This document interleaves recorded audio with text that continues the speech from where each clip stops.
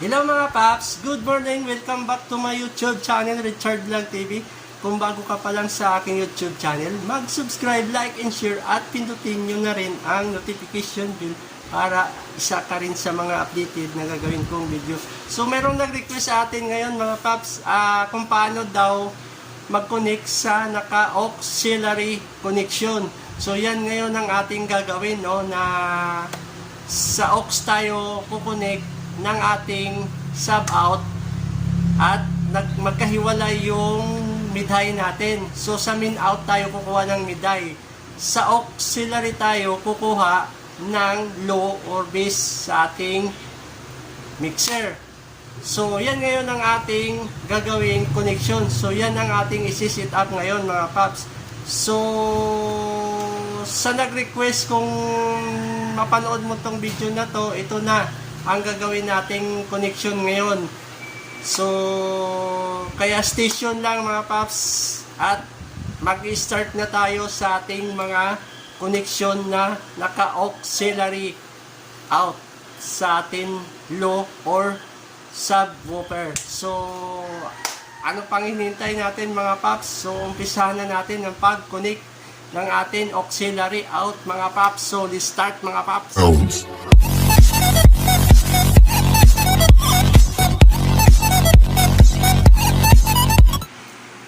So hello mga paps, nandito tayo sa likuran ng ating mga processor, no.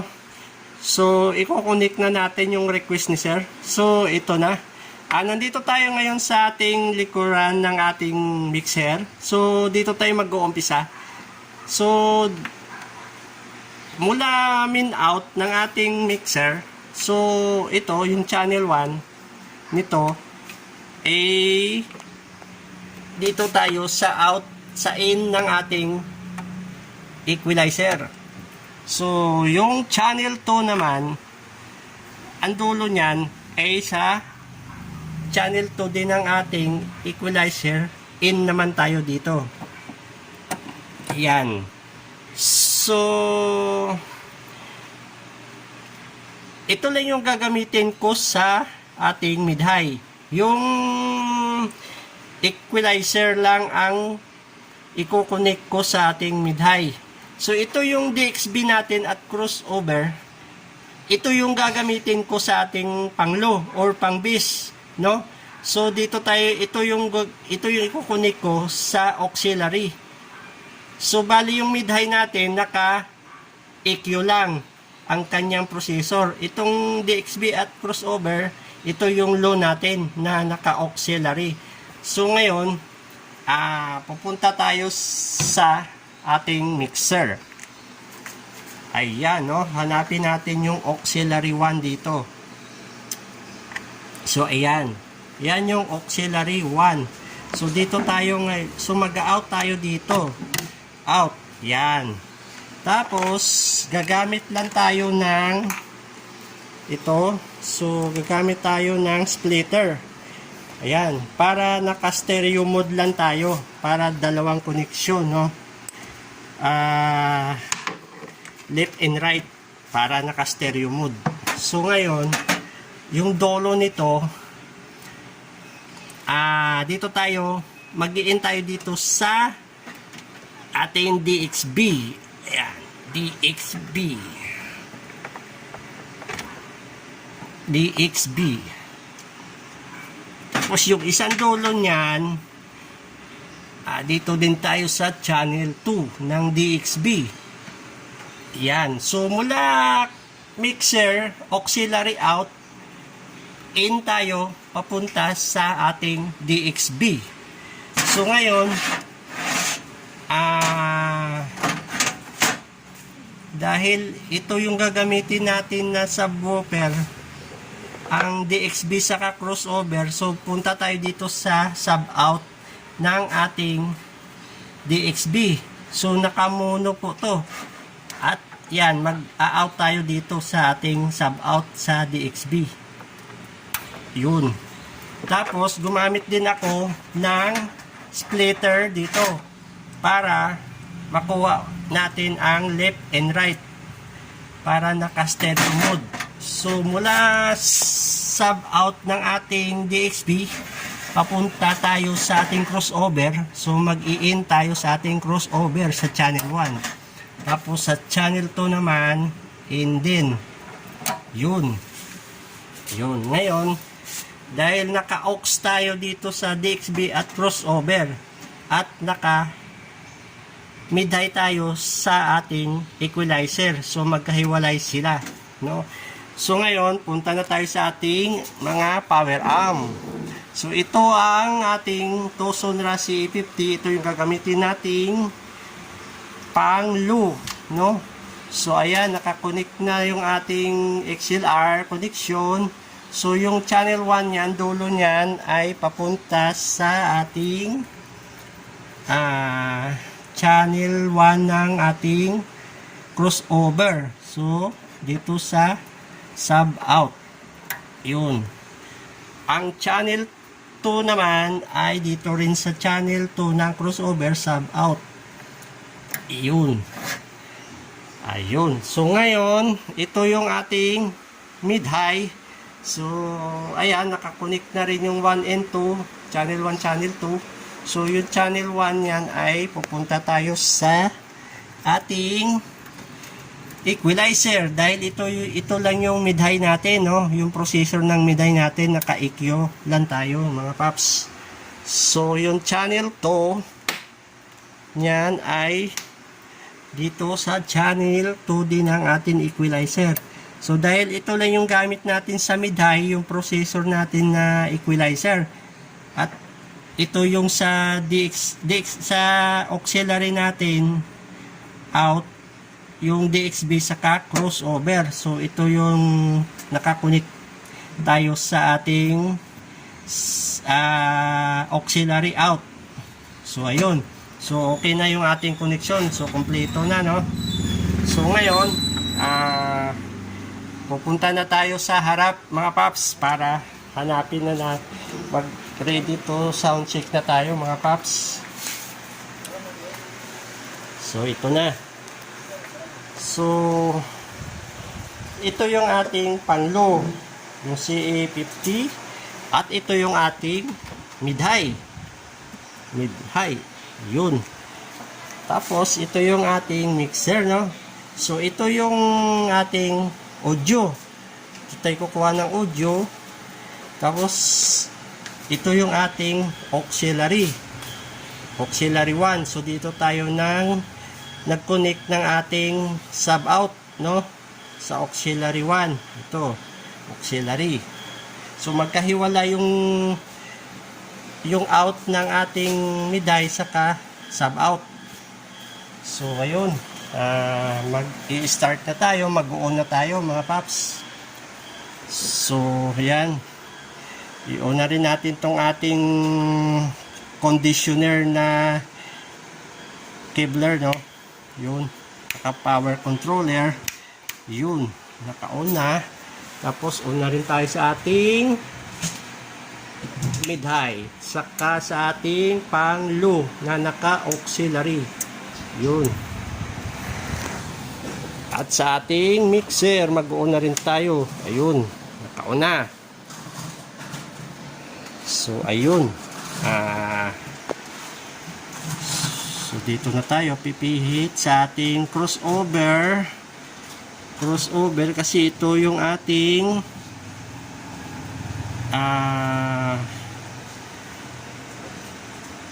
dito tayo nakakunik sa ating auxiliary na naka-sub out, no?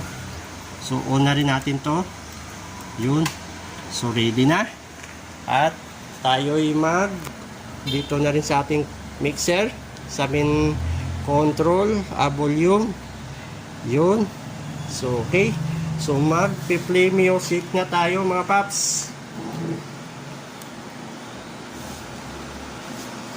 Play music. Play music na tayo, mga paps.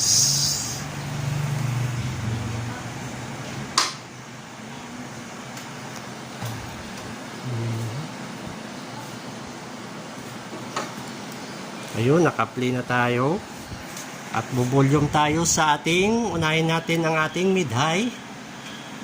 Ayun, ilagay natin sa alas 11 at kukontrol na rin tayo dito sa ating mixer. Ayan, may mid-high na tayo mga paps.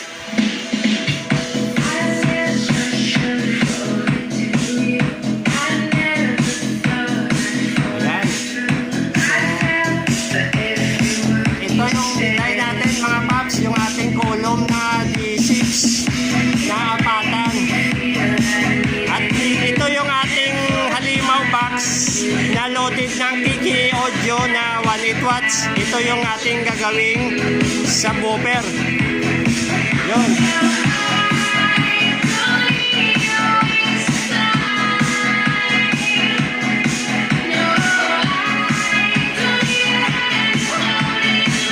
So, ipihitin na rin natin itong ating auxiliary, no? Auxiliary 1. Yung ating auxiliary out na sub out.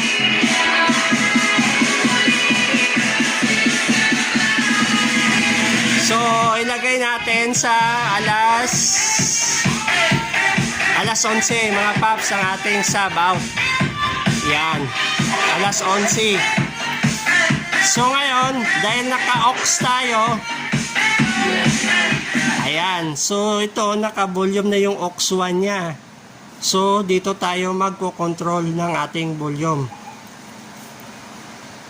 Yun. Tapos, dito sa ating DXB. Ayan, no? Ayan, may low na tayo mga paps. Ayan, ang ating low. Ayan, may low na tayo. Ayan, yung ating low. Ayan, naka-sub out po tayo sa auxiliary, no? Auxiliary tayo kumuha ng ating sub out mga paps. Yan. So, ayun. So ngayon, sabayin na natin yung ating miday.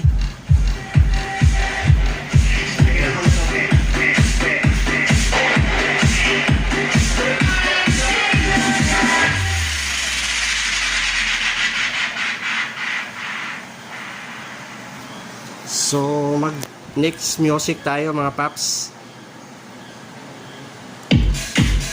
Ayan. Ayan na mga paps. Sabay na yung ating mid-high saka subwoofer. Ayan.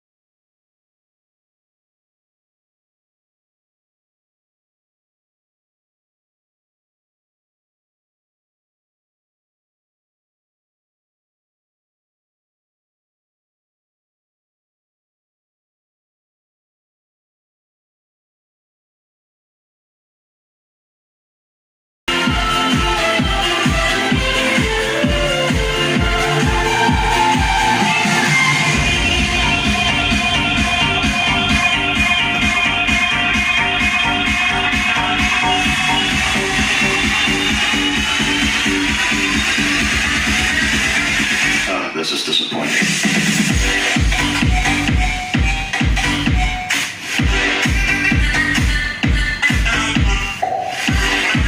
Yan mga paps, lakas.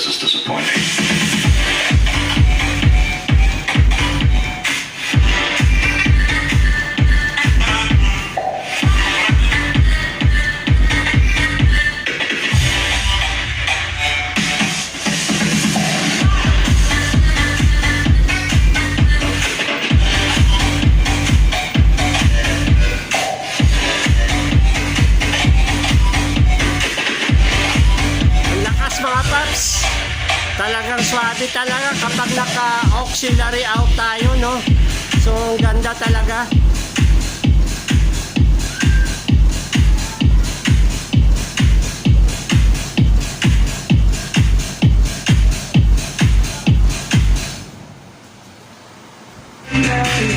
So, ito mga paps, no? Ayun. Successful naman yung ating pag-sit up or pag-connect ng naka-auxiliary, no? Auxiliary out na naka-sub out tayo sa aux. So, ayan, napatulog naman natin at okay naman, no? So, ganun pala kaganda kapag naka-auxiliary out tayo, no? At nakaiwala yung bigay natin. Maganda talaga kapag nasa auxiliary tayo kumuha ng ating sub out. So, okay talaga. So, ayan, sa mga bago pa lang sa aking YouTube channel, no, mag-subscribe na po mga paps para isa din kayo sa mga updated ng aking video. So, Richard Vlog TV lang mga paps, subscribe na po mga paps. So, ayan, continue na tayo sa pag-sound check ng ating auxiliary connection mga paps. So ayan, continue lang tayo mga paps.